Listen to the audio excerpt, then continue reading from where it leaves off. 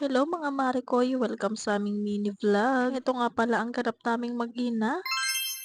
Pagka-uwi nga namin dito sa kabila mga Marikoy, nagpahinga lang kami saglit. Itong nakapagpahinga na nga ako, eto nga nauna na akong umakyat dahil ako ay maglilinis pa dito sa taas. O diba kung kailan gabi tsaka naisipan maglinis. At nung mga oras na yan mga Marikoy, si Baby Elise ay nasa baba. Hindi ko nga muna siya pinaakyat dahil ako nga ay busy pa dito sa taas. At sobrang maalikabok, wala rin siyang pupwestuhan dito kung papaakyatin ko na nga siya. Kaya iniwan ko nga muna siya sa baba at may kasama naman siya doon. Nandun nga si Mama. Itinayo ko nga muna tong mga kutsyon mga Marikoy para nga makapagwalis-walis dito. Katapos ko namang itayo yung kutsyon mga Marikoy, dito naman nga ako sa ibabaw ng Dora Box. Tignan nyo naman kasi grabe na naman nga ang gulo na para bang dinaanan ng bagyo yan.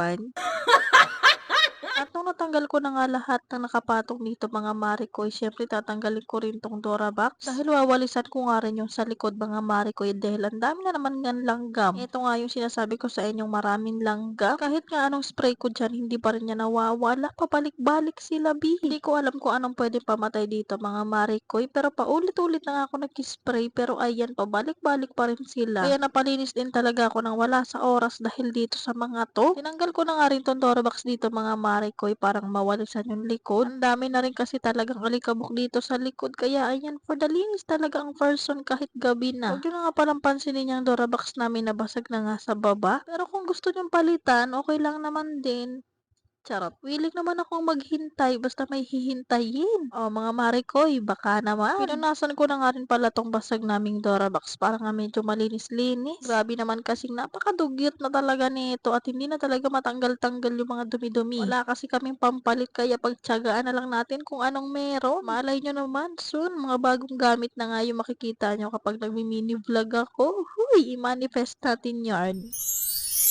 Tinanggal ko na nga rin pala yung mga drawer dito sa Dora Box mga Marikoy. Para nga malinisan ko yung ibabaw ng Dora Box kasi medyo maalikabok na rin. At grabe, gabing-gabi na pero eto pa rin ang ginagawa ko. O diba, imbis magpahinga, naglinis pa talaga siya. Okay lang, basta makahiga kami ng komportable. Okay na sa akin yun. Katapos ko nga tanggalin yung drawer sa Dora Box mga Marikoy, eto nga at nagwalis-walis na ako dito sa likod ng Dora Box.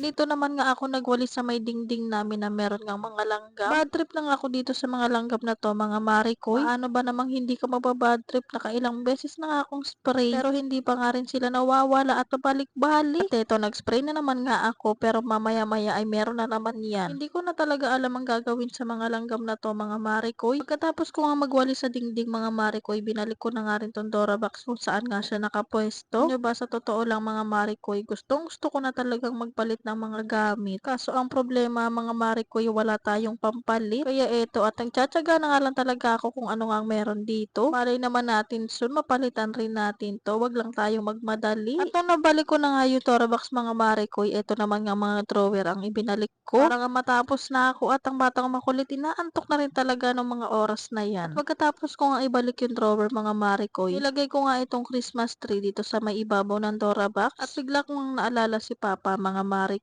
Last year kasi nung ginagawa ko yung Christmas tree ay nandito pa nga siya. Pero ngayong magpapasko ay wala na, hindi na namin siya makakasama. Wala lang, sobrang lungkot lang kasi hindi na tulad dati yung Pasko. Na kung dati ay kompleto pa kami tuwing Pasko pero ngayong magpapasko hindi na. Kami na lang nila Mama at ni Baby Elise. Huy, baka magkaiyakan pa tayo dito. Itigil na yarn. At eto, malapit-lapit na nga ako matapos dito mga Marikoy. Ito nga pinaglalagyan ko ng mga kung anik-anik. Winalisan ko na rin para matanggal yung mga alikabok. Dahil nung mga oras na to ay nandito nga si Baby Ellie sa taas at inaantok na nga daw siya. Kaya eto, at nagmamadali na talaga ako dahil ako rin inaantok na. At kinabukasan na nga pala to mga Marikoy. At eto, kakagising lang ng tao na to. O diba, inuna pang mag-video kaysa maghilamos. Charing.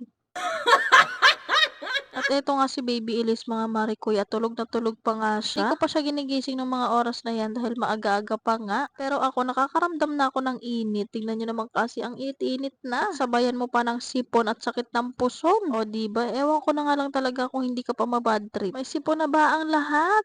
Huy!